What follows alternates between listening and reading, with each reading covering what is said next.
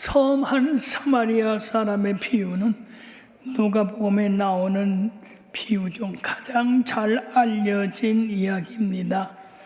이 이야기는 두 각도로 해석되어야 되는데, 첫째는 사마리아 사람처럼 어떤 사람이든지 곤경에 처한 이웃을 돌보아야 한다는 것과, 그리고 유대 종교차들이 강도를 사이에 두고 쓰러져 있는 자를 내버려 두었다는 사실. 참, 그러나 사람 대접도 받지 못하는 사마리아 사람이 강도 만난 자를 도운 유일한 사람이었습니다. 예수님은 사마리아 사람 같았습니다.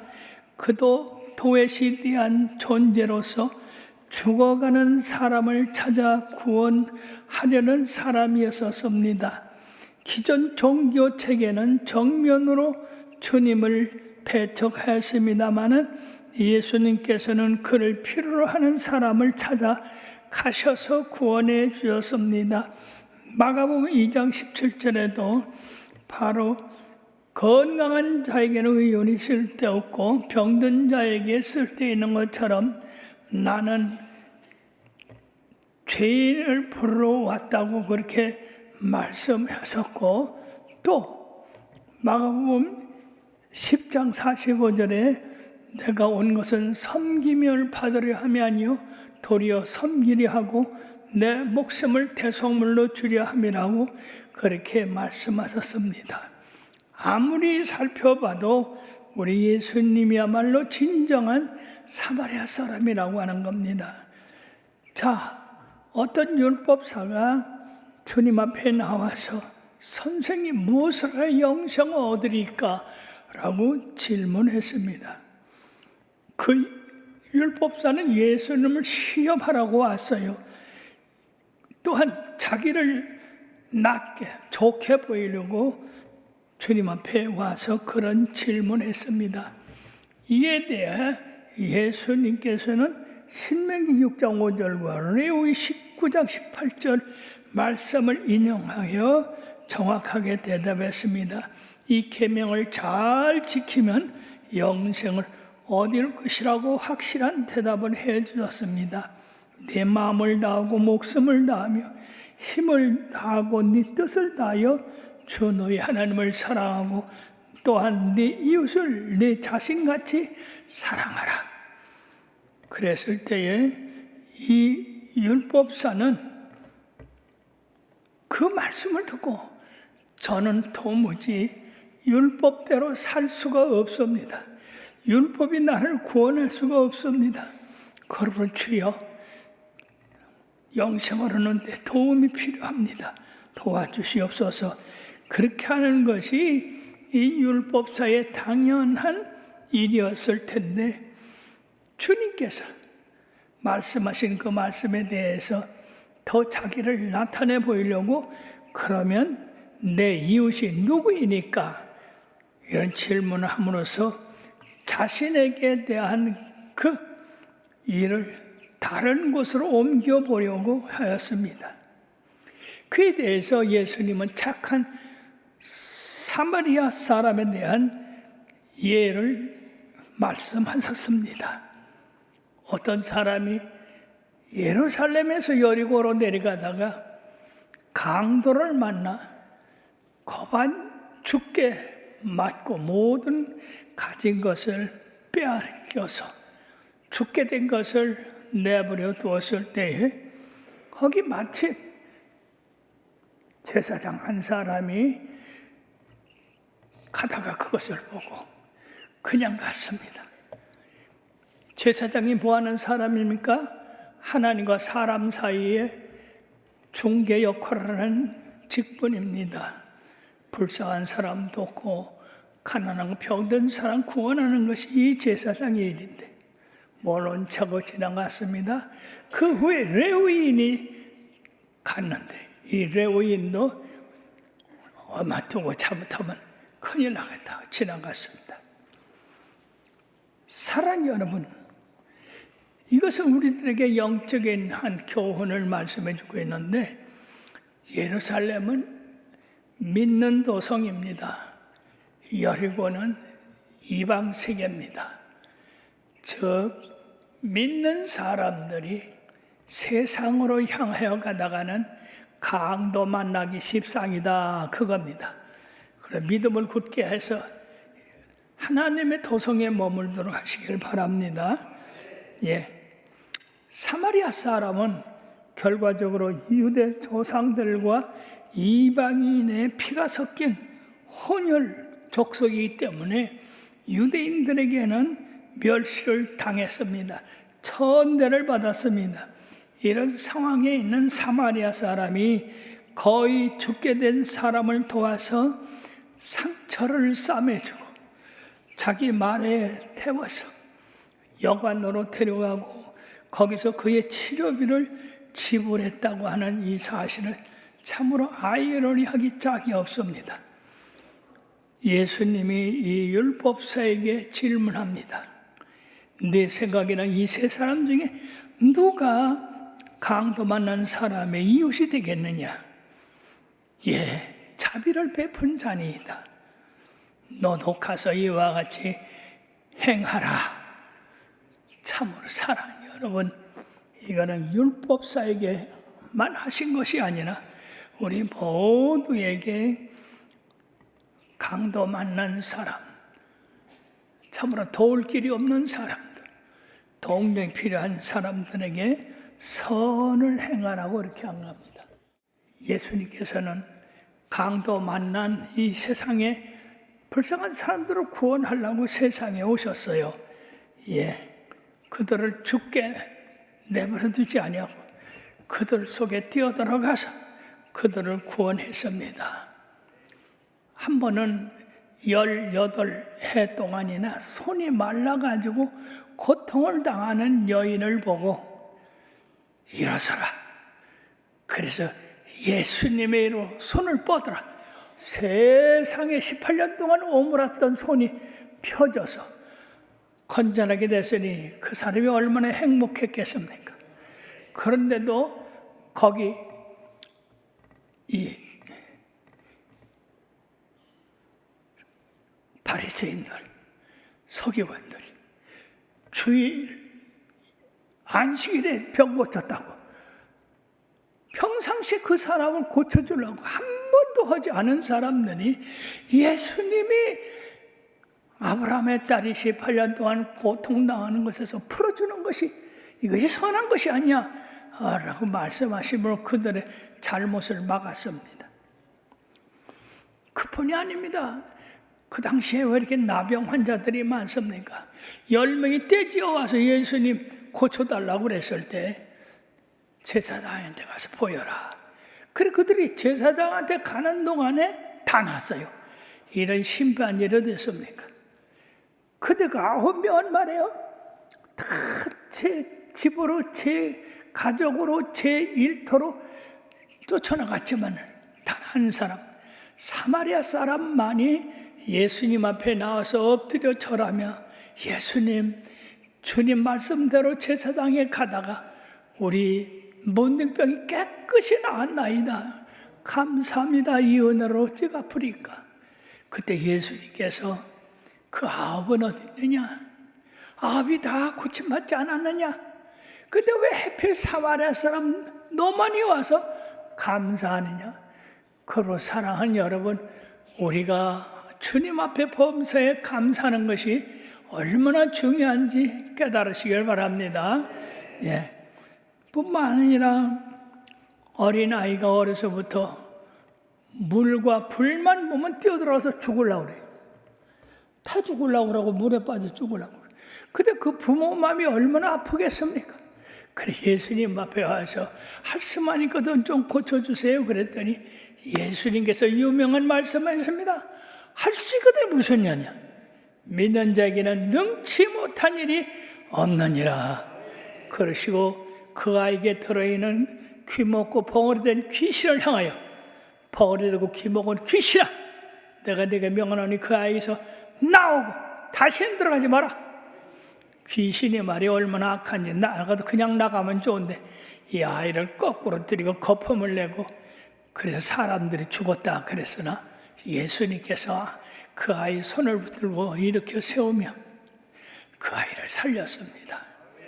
사랑하는 여러분, 만약 그 아이가 그때 예수님으로 말미암아 고침받지 않았다면 평생에 불에 뛰어들고 물에 뛰어들고 죽을락 하고 그랬을 때 얼마나 가정은 물론이니와 사회에 악을 끼쳤겠습니까? 그러나 예수님께서 그 아이를 살려주심으로 그 아이에게 참 생명의 평안함을 갖게 되고 그 집에 건강을 갖다 주었습니다. 그런가 하면 12의 혈루증으로 앓는 여인이 많은 의원에게 많은 약을 먹었지만은 더 어려워졌다고 했습니다. 그때 그는 믿음을 가지고 예수님의 옷자락만 만져도 내가 나음을 받겠다. 그러고 그 군종을 해치고 뒤로 가서 예수님의 옷자락을 만졌을 때 놀랍게도 예수님의 능력이 그 옷을 타고 그 여인에게 들어가면서 그 여인이 깨끗함을 받았습니다. 정말 하나님이 아니면 어떻게 이런 능력이 있겠습니까? 그럼 오늘날도 믿음을 가지면 이처럼 병든 거 고치게 되는 줄 믿으시길 바랍니다. 내 믿음이 너를 구원하였으니 평안히 가라. 얼마나 참으로 자비로운 말씀입니까? 돈만 알고 세금을 높여서 세금 보탈하더니 삭개오. 여리고성의 세리장이면요, 오늘날 저 김포세관의 세리장이나 비슷한 그런 위치인데, 그러나 그에게 만족함이 없었어요. 예수님을 만나자 너무나 감동의 구원을 깨닫고 예수님 앞에 엎드려, 예수님, 내가 남의 재산을 잘못 빼앗았으면 4배나 갚겠나이다. 그리고 내 재산을 팔아서 가난한 사람들에게 나눠주고, 그렇게 선한 사람이 됐어요. 그때 예수님께서 이 집에 구원이 이르렀다.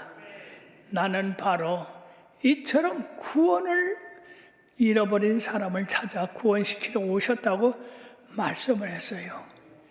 예. 뿐만 아니라 바디메오, 날 때부터 소경됐으니 여러분도 얼마나 답답하겠어요. 헬렌 켈러는 6개월 되고 소경에 대해서 그는 3가지 구원이 있다고 그랬어요. 첫째는 내가 하루 동안만 볼 수 있다면 나를 가르친 선생님 얼굴을 보고 하나님이 지으신 이 자연 세계를 보고 그리고 부모님 얼굴을 보는 이 3가지 소원이 있었다고 했는데, 사랑하는 여러분, 우리는 24시간 눈을 번쩍 뜨고 하나님 지으신 세계를 보고 있습니다.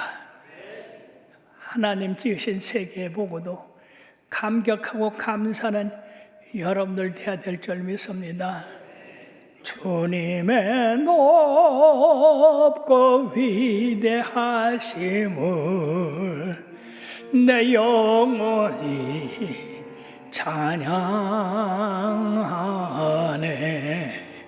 주님의 높고 위대하심을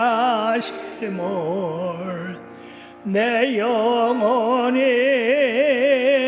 찬양하네.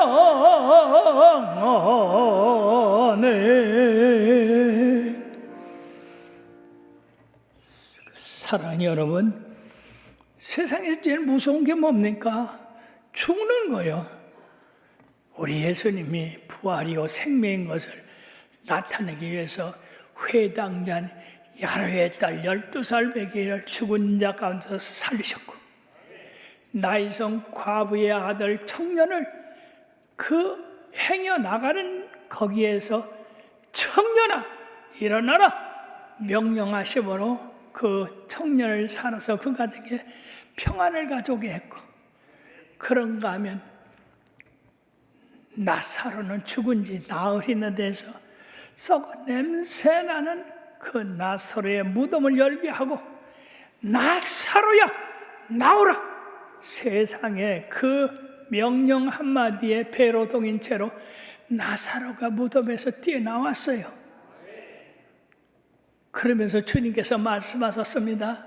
나는 부활이요 생명이, 나를 믿는 자는 죽어도 살겠고 살아서 믿는 자는 영원히 죽지 아니하리라. 사랑하는 여러분들이요, 우리가 예수 믿는 것이 이렇게 복된 것인 줄 알고 주님 잘 섬기시기를 바랍니다. 뿐만 아니라 이방인에게도 우리 주님이 자비를 베푸셨어요. 수로보니게 여인이라고 이방인이에요. 그 여인이 흉악히 귀신 들린 딸을 데리고 있는데 너무나 속상해서 주님 오신 것을 알고 쫓아가서 엎드려서 내 딸을 살려달라고 그랬어요. 흉악히 귀신 들렸다고 그랬으니 얼마나 흉악히 귀신 들렸겠어요. 그때 주님이 놀라운 말씀했습니다. 나는 이스라엘의 잃어버린 자를 위해서 왔지, 이방인을 어서 이방이라고 하지 않고 개들을 자녀의 떡을 취하여 던짐에 마땅치 않다. 개로 취급해서 이방인을. 이야, 얼마나 모욕적이겠어요. 오늘날 그런 모욕을 들으면 아마 도리어 주님을 욕하고 거품을 불고 막 그랬었어. 근데 이 여인은 참 지혜로운 여인이야. 주여 올소이다. 개들도 자녀의 상에서 떨어지는 부스러기를 먹나이다. 그러므로 주님, 부스러기만 주시옵소서. 그때 이 말씀을 들은 예수님께서 그 여인의 지혜로운 말씀을 듣고, 가라, 내 딸이 온전해졌느니라. 세상에 그렇게 멀리서 주님이 가라고 했는데 그 딸이 온전하게 됐어요. 이런 일들이 많이 있습니다. 그러므로 우리 주님은 높든지 낮든지 부자든지 가난하든지 잘났든지 못났든지 어쨌든 주님을 필요로 해서 고침을 받고 건강을 받기를 원하는 사람은 다 해결해 주셨어요. 참 우리 주님같이 선한 사마리아인이 어디 있겠습니까? 그럼에도 불구하고 유대인들을 그 예수님을 잡아 죽이려고 했으니 또 실질적으로 잡아 죽였고, 이게 큰 죄악입니다. 오늘날 예수 안 믿는 사람들은 보이지 않지만 이런 죄가 같이 그들과 함께 역사하고 있다는 사실을 깨달아야 됩니다. 그러므로 우리 예수 잘 믿어서 죄를 다 사함받고 깨끗함 받고 청함 받고 살아야 될 줄 믿습니다. 그러므로 사랑하는 여러분들이요, 참된 이웃에 대한 사랑은 편협돼서는 안 된다. 모든 사람에게 골고루 베풀어야 된다. 그리고 이런 사랑을 베푸는 데는 위험이 따른다. 희생이 따른다. 그러므로 우리가 남을 구제하고 남을 구워줄 때 희생을 각오하고 해야지, 그러지 않을 때는 이런 선한 사마리아인이 될 수가 없다는 얘기. 그러므로 이런 참된 사랑은 어디서 나타나느냐? 유대인이나 헬라인이나 로마인이나 상관없이 긍휼함, 불쌍히 여김, 이런 데서 나온다 하는 겁니다. 성경에는 예수님께서 긍휼히 여겨서 기적을 행하신 일들이 참으로 많습니다. 거의 예수님께서 긍휼을 베푸셔서 불쌍한 사람들을 소경의 눈을 뜨게 하시고 문둥이를 깨끗하게 하시고 가난한 자를 부유하게 하시고 죽은 자를 살리신 그런 일들이 다 주님의 긍휼에서 나왔다는 사실을 깨달으시고, 여러분들도 선한 사마리아인의 그 뒤를 따라서 우리도 우리의 이웃에 대해서 선한 일을 해 나가기를 주의 이름으로 축원합니다.